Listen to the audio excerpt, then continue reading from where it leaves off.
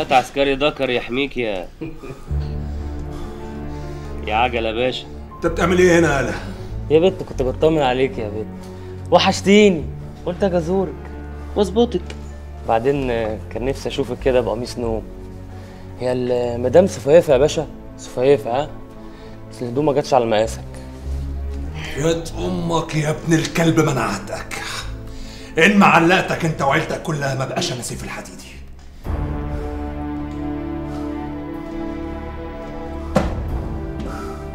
طب ليه كده يا باشا؟ ده انا حتى ضيف عندك يعني حد يعمل مع الضيف كده؟ ها؟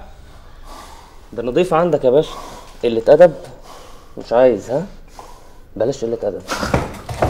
اهدى بقى عمك، الكلام ده تعمله هناك. قول لي يا باشا، ايه احساسك؟ مبسوط؟ مبسوط بالشويتين دول كده؟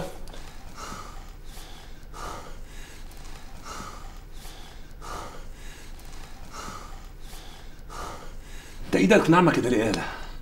يا صبرا كانت بترضعك صناعي ولا ايه؟ صبرا، فكرتني بصبرا. اخبارها ايه؟ انت امك اسمها ايه؟ بعينك.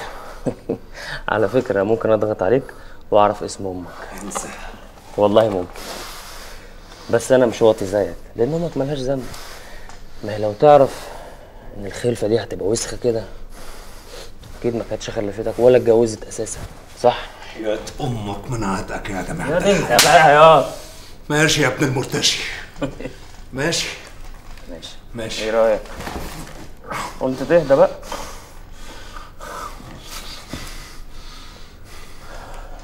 بس انا زعلان منك يا خيبت ظني، طلعت ما بتعذبش كويس، يعني هفق.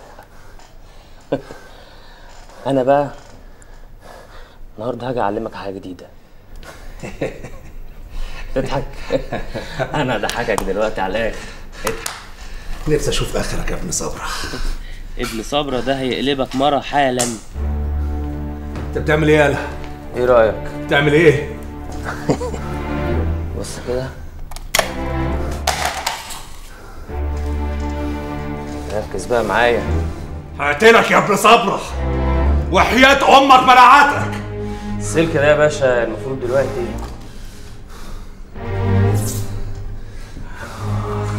تعالى كده نجرب من هنا. نحطه فين؟ خلاص خلاص خلاص يا بابا، خلاص خلاص يا بابا. ها على كيفك صح؟ مش حاسس بحاجه. طب حس بقى.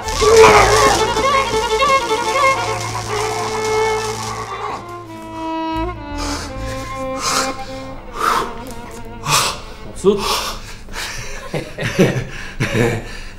مبسوط؟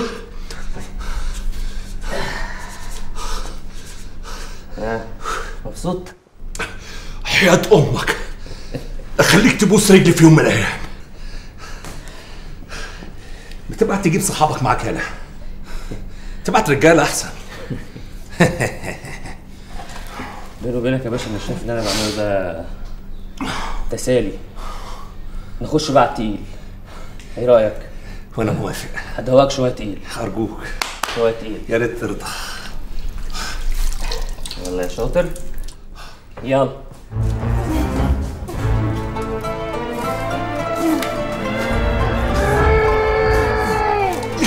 ها حلو، حلو صح؟ كمان مره. حاضر. حياة امك منعتك. يلا استحمى بقى، ها عشان تأخرنا على الفصل. يلا ها. مبسوط؟ مبسوط يلا؟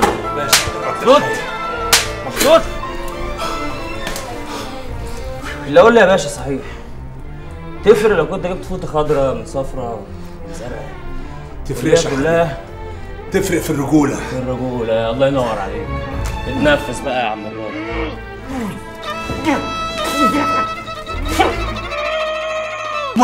ها فين الرجوله يا؟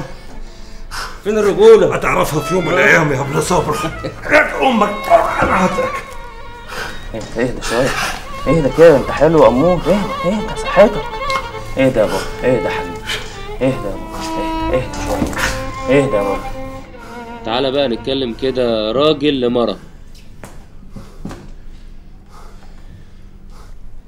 اللي اقول لي يا باشا، ليه القانون بتاعكوا ده ما بيمشيش غير على الضعيف؟ بلاش دي، بلاش. ليه لما امشي في الشارع مثلا وقابل واحد من امثالك يسالني عن بطاقتي يقول لي شغال يالا؟ طب ليه يالا؟ ليه يالا؟ انتوا بيعلموكوا يا باشا الاحداث؟ ولا انتوا مثلا بيبقى عندكم عقده وانتوا صغيرين ناقص بتطلعوه على خلق الله لما تكبروا؟ ايه هتيجي زي الفار ولا ايه؟ لا، هنأجل بقى الموتة، نخليها وقت تاني. ها؟ صحيح يا باشا، نسيت اقول لك حاجة. كنت قايل لي لو شفت الشارع اعمل ايه؟ هتقف على وشك، صح؟ يا امك انا هقتلك يا ادم عبد الحي. يبقى اقفل الشباك كويس يا هفا. سامعني يا ادم عبد الحي تاني يا باشا. وحياة امك ما انا عندك. ادم بريء. مالك يا ادم؟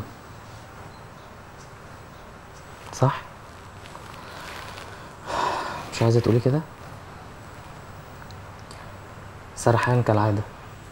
في ايه يا ادم؟ في ايه؟ في اللي حصل لي واللي لسه هيحصل لي.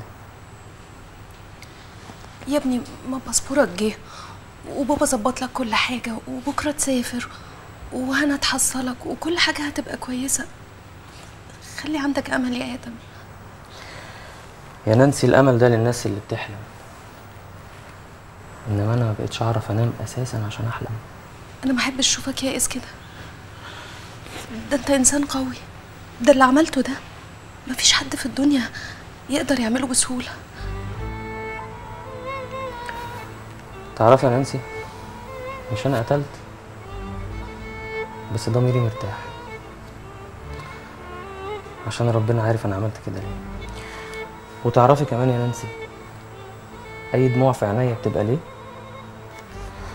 مش عشاني ولا عشان الظلم اللي انا بشوفه، عشان امي واللي حاساه دلوقتي. تخيلي كده، اتحرمت من ابنها وبعد شويه اتحرمت من ابويا واخواتي. اخواتي اللي ما بقى لهمش راجل ولا ظهر ولا حد يخاف عليهم ويجيب لهم حقهم. البركه في اخويا يحيى، ربنا يحميه. وهنا حلم عمري اللي مش هيكمل. لا هيكمل يا ادم. بكره تسافر وتعيش في بلد بره بعيد عن الخطر وبراءتك تظهر بعدها، وهنا هتروح لك وهتعيش حياه جميله. وبكره اللي حصل ده كله يبقى ذكرى تحكيها لولادك في يوم من الايام وتضحك عليها. ولادي؟